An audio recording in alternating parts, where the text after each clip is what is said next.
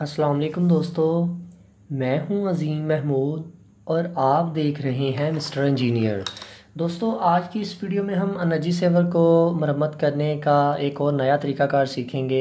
आज की इस वीडियो में हम ये देखेंगे कि हमें कैसे पता चलेगा कि हमारे एनर्जी सेवर की पीसीबी ख़राब है या ठीक है। इससे पहले भी मैं एनर्जी सेवर के ऊपर 3 से 4 वीडियोस बना चुका हूं। अगर आप हमारे न्यू व्यूअर्स हैं तो आप लोग उन वीडियोस को ज़रूर देखिएगा। तो दोस्तों, चलिए शुरू करते हैं।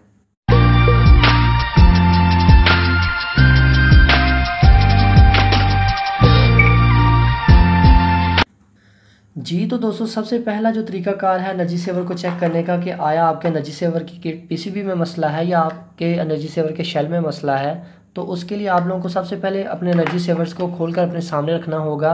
खोलने का तरीकाकार भी मैं शेयर कर चुका हूँ, आप उसे भी ज़रूर देख लीजिएगा। सबसे पहले आप अपनी पीसीबी के ऊपर देखें कि कहीं पीसीबी के ऊपर कोई चीज़ ख़राब तो नहीं, कहीं कोई चीज़ डैमेज तो नहीं हो चुकी या काली तो नहीं हुई या कोई कैपेसिटर फूल तो नहीं चुका। तो आप लोग ये देख सकते हैं कि यहाँ पर इस वाला कैपेसिटर जो कि मेन कैपेसिटर है, जो कि 400 वोल्ट को स्टोर करता है, 3 से 400 वोल्ट तक को एक चार्ज को स्टोर करता है, ये थोड़ा सा उभरा हुआ है। तो यहीं से ही आपको पता चल जाएगा कि आपकी इस पीसीबी में फ़ॉल्ट है। तो अगर आप इसे रिप्लेस करके ट्राई करें, कई दफ़ा ऐसा होता है कि आपके जो एनर्जी सेवर हैं वो बिल्कुल ठीक हो जाते हैं। इन कैपेसिटर्स को फूल जाने की वजह से ये चार्ज को स्टोर नहीं कर पाते। वेल जी, अब जो दूसरा और सबसे आसान तरीकाकार है एनर्जी सेवर की पीसीबी को चेक करने का, कि अगर आपको एनर्जी सेवर की पीसीबी ऊपर से बिल्कुल ठीक नज़र आ रही है और कोई भी उसमें फ़ॉल्ट आपको नज़र नहीं आ रहा, तो उसका चेक करने का तरीकाकार ये, आपको डाउट है कि आपके शेल में मसला हो सकता है। तो आप सबसे पहले अपने शेल को देखें कि अगर कोई से भी एक साइड ब्लैक हो चुकी है तो आप ऐसा करें कि 220 वोल्ट की पावर सप्लाई की सीरीज़ एक लें अपने हाथ में और इसको अपने एनर्जी सेवर के साथ अटैच कर दें। जैसा कि मैंने इसकी वायर्स को होल्डर से निकाल दिया ताकि मैं ज़रा आसानी के साथ इनको अटैच कर सकूं।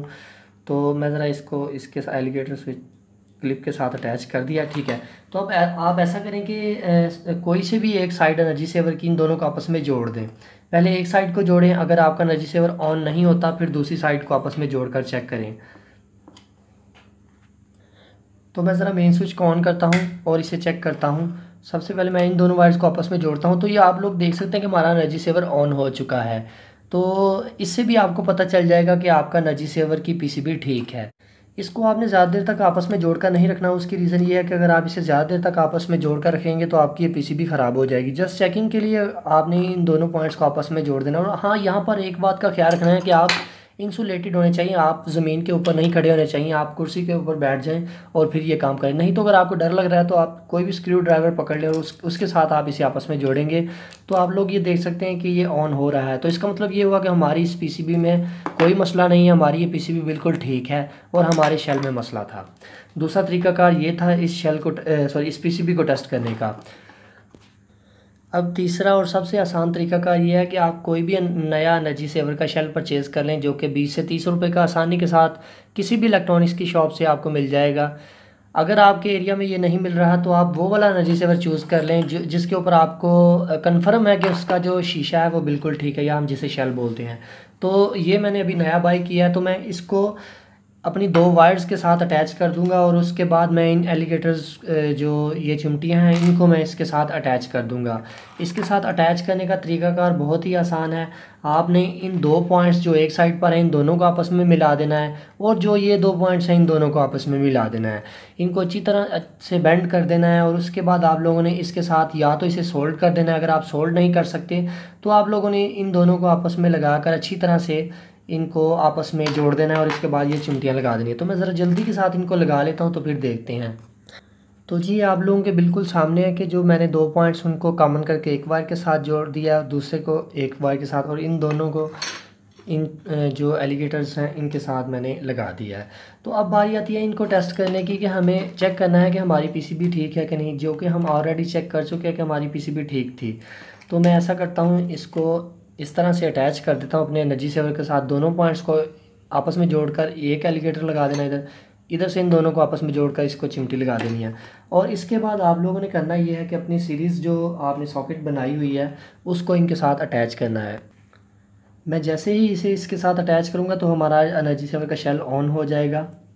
आप लोग ये देख सकते हैं मैंने इसको 220 वोल्ट की पावर सप्लाई सीरीज़ वाली दी है। तो ये हमारा एनर्जी सेवर बिल्कुल ठीक तरह से काम करना शुरू हो गया है। तो इसका मतलब ये हुआ कि हमारा जो ये पीसीबी है ये बिल्कुल ठीक है। अब अगर बात कर ली जाए बाकी पीसीबीज़ की, तो उनको भी हम इसी तरह से ही चेक कर सकते हैं। जस्ट आपने इन दोनों जो पॉइंट्स हैं इनको आपस में जोड़ देना है, और जो दूसरी साइड पर 2 पॉइंट्स हैं इनको भी आपस में जोड़ देना है। और आप लोगों ने इसको 220 वोल्ट की पावर सप्लाई के साथ अटैच करना है, जो कि आप लोगों की सीरीज़ में होनी चाहिए। मैं सीरीज़ में इसलिए कह रहा हूँ कि अगर कोई फॉल्ट आ जाता है तो आपका एनर्जी सेवर जो है वो ख़राब होने से बच जाता है। ये देखिए आपके सामने, ये भी हमारी जो पीसीबी है वो बिल्कुल ठीक है, इसके भी शेल में मसला है। आप लोग जितनी दफ़ा भी लगाएंगे बिल्कुल ठीक तरह से वर्क करेगा।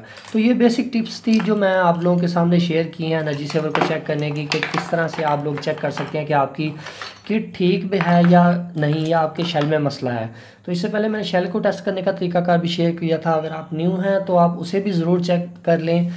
तो मैं उम्मीद करता हूँ आपको आज की ये वीडियो पसंद आई है। अगर आपको आज की वीडियो पसंद आई है तो मेरी वीडियो को लाइक करें, ताकि मुझे पता चल सके कि आप मेरी वीडियोस को पसंद कर रहे हैं। और अगर आप हमारे चैनल पर न्यू हैं तो मैं आप लोगों को यही रिकमेंड करूंगा कि आप हमारे चैनल मिस्टर इंजीनियर को ज़रूर सब्सक्राइब कर लें। सब्सक्राइब करने के लिए वीडियो के नीचे रेड कलर का बटन नज़र आ रहा होगा, उसके ऊपर क्लिक करके भी आप सब्सक्राइब कर सकते हैं। इसके अलावा वीडियो के लास्ट पर आपको मेरा फेस नज़र आ रहा होगा, उसके ऊपर क्लिक करके भी आप हमारे चैनल को सब्सक्राइब कर सकते हैं। सब्सक्राइब करने का सबसे बड़ा फ़ायदा आपको ये होगा कि जब भी मैं कोई नई वीडियो अपलोड करूँगा वो आप तक पहुँच जाएगी। तो दोस्तों इसी के साथ मुझे अपनी दुआ में याद रखिएगा। अल्लाह हाफिज़। पाकिस्तान जिंदाबाद।